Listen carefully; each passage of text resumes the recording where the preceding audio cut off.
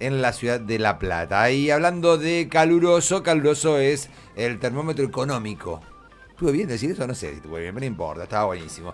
La cuestión es que estamos todos preocupados porque en realidad los números que maneja el gobierno parece que, o por lo menos las previsiones, no son tales como lo que va sucediendo día a día o mes a mes. Por lo menos las metas inflacionarias que se ha propuesto y que parece ya casi incumplibles. Pero vamos a hablar de esto y algunas cositas más con la economista y docente de la Universidad Nacional, Arturo Jaureche. Emiliana Gisante, ¿cómo te va? Buenos días. Hola Marcelo, ¿qué tal? Buen día, ¿cómo estás? Bien, bien, gracias por atendernos, No, por favor. Bueno, ¿cómo ves esta situación, estas metas inflacionarias que ya parecen casi imposibles de cumplir?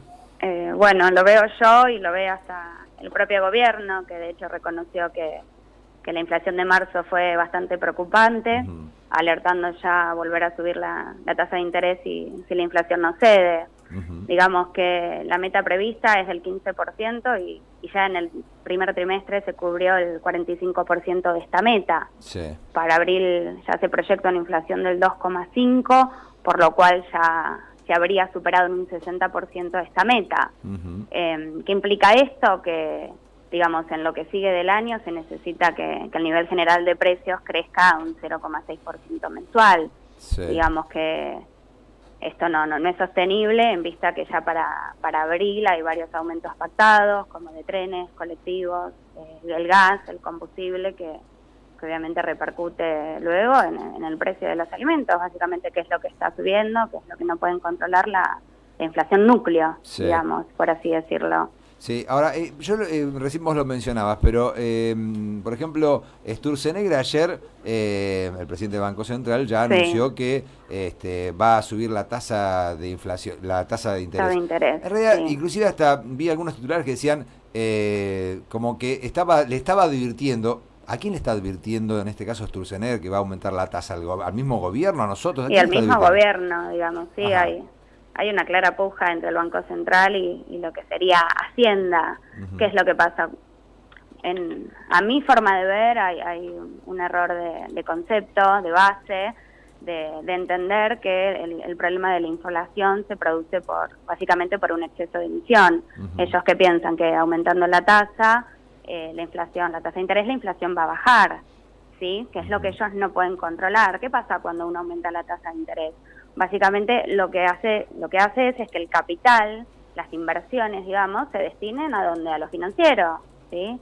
Hoy quien, digamos, va a elegir en Argentina decidir invertir en lo que es la industria, en lo que es inversión productiva, si tenés una mayor rentabilidad en lo que es el capital especulativo, ¿sí? De corto plazo, que entra y que sale del país y que gana mucha más rentabilidad. ¿Por qué? Porque la tasa de interés sigue subiendo, ¿sí?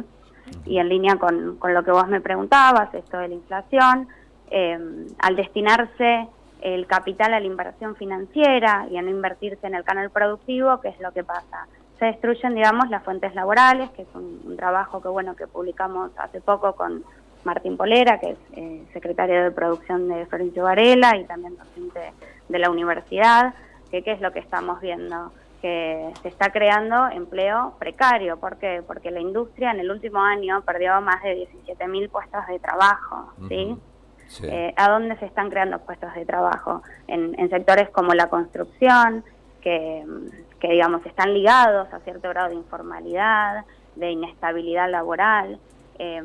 La industria maneja un salario promedio por encima de lo que manejan otros sectores como es la construcción y el comercio. Entonces eso no es otra cosa que estar en presencia de una precarización laboral en un modelo económico que es de valorización financiera, ¿sí? Acá nadie está apostando realmente a la industria, a la economía productiva, digamos, que es la que genera los puestos de trabajo.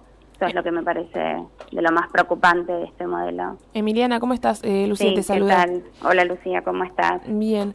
¿Cuál sería la manera de combatir la inflación si no es aumentando las tasas de interés? Algo menos perjuicioso para la economía argentina. Bueno, ahí es un poco lo que yo les comentaba al principio. Uno, para poder resolver, digamos, un problema, tiene que tener determinada cuál es la causa de la inflación, ¿sí? Ellos que piensan cuál es la causa de la inflación, el exceso de emisión monetaria, es decir, ellos que venían diciendo, el gobierno decía que el anterior gobierno lo único que hacía era emitir para que para mantener, digamos, caliente la economía. Entonces ellos dicen vamos a enfriarla aumentando la tasa de interés y restringiendo la emisión monetaria. Bueno, eso es una de las posibles causas que puede tener la inflación, digamos. Yo no es a la causa que yo adhiero.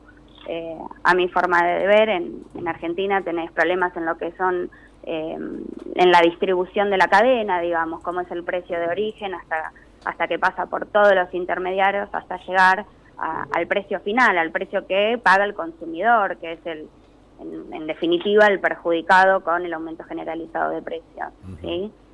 Obviamente intervenir las cadenas, bueno, sí, tiene su costo, no es tan simple como uno lo piensa, pero a mi forma de ver habría que ir más por ese lado que por, bueno, la causa de la emisión, que ya está clara que no es esa, digamos, porque desde que asumieron que aumentan la tasa de interés y la inflación no cede, entonces deberían intentar otra cosa. Y otro interrogante que siempre queda flotando es si la inflación puede considerarse un problema en sí mismo o solo lo es cuando los salarios no la empatan o la superan. Digamos, porque en la gestión anterior no se logró quizá controlar la inflación, pero siempre se jactaron de esto, de que las paritarias casi todos los años, salvo dos que hubo crisis económicas graves a nivel mundial, superaron la inflación, haciendo que la gente no pierda poder adquisitivo e incluso gane algunos puntos. Sí, bueno, uno siempre, bueno, no siempre, digamos, pero yo sí me interesaría que siempre el trabajador mantenga el poder adquisitivo de su salario, ¿sí?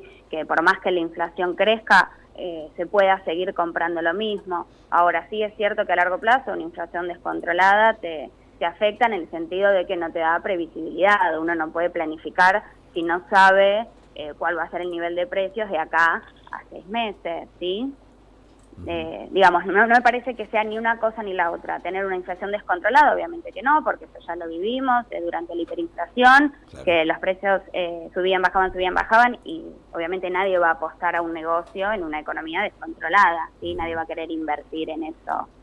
Ahora, sí, siempre que los salarios o el aumento de paritarias, que ahora ya vemos que se va a quedar por detrás de lo que está aumentando la inflación, siempre que los salarios crezcan por encima y los trabajadores puedan seguir comprando lo mismo, no me parecería que la inflación sea el problema. Emiliana, vos lo mencionabas, ¿no? Tuvimos una época de hiperinflación hace mucho tiempo, que quizá muchos no, los chicos que por ahí están en este caso conmigo acá en el piso, ni la han tenido que vivir.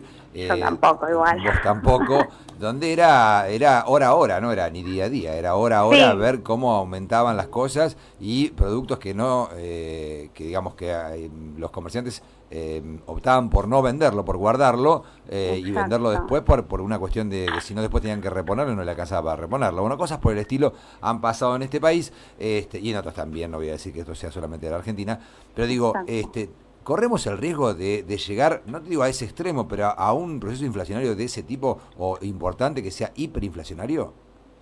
No, al menos yo no viví la hiperinflación, uno lo sabe por lo que le cuentan sus familiares, en mi caso, bueno, mis papás. No, yo no lo veo así, digo que me parece que el riesgo que se corre es enfriar la economía, digamos. No creo que ellos permitan que lo que se dispare sea la inflación. Ellos, con tal de controlar la inflación, el gobierno no creo que vacile en enfriar la economía, que se enfríe la economía, que la actividad económica caiga y que se destruyan los puestos de trabajo, digamos, ¿sí? Sí.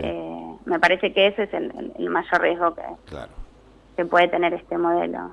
Y afectando en este caso, hoy por hoy, ¿cuáles son los sectores más afectados por esta política, digamos, de enfriamiento? Y la industria, no todas, obviamente, no todas las ramas, que es como que te digo, en el año 2007 se fomentó mucho lo que fue construcción, porque fue un año electoral en el que se impulsó a la obra pública como dinamizador, digamos, de la economía, ¿no? Entonces, ¿eso qué hizo? Que ciertas ramas de la industria que están vinculadas a la construcción puedan crecer. Ahora hay otras, como alimentos y bebidas o la industria textil, que son de las más afectadas, porque también quedaron expuestas a todo lo que fue la apertura comercial, digamos, ¿sí? Hoy hay una invasión de productos ya destinados a consumo, que lo que hizo fue desplazar producción local. ¿Y qué pasa con estas ramas? Alimentos y bebidas, la rama textil, son las más mano de obra intensiva, son las que más puestos de trabajo generan. Claro. Emiliana, hoy es un día una convocatoria para el viernes de paritarias docente aquí en la provincia de Buenos Aires.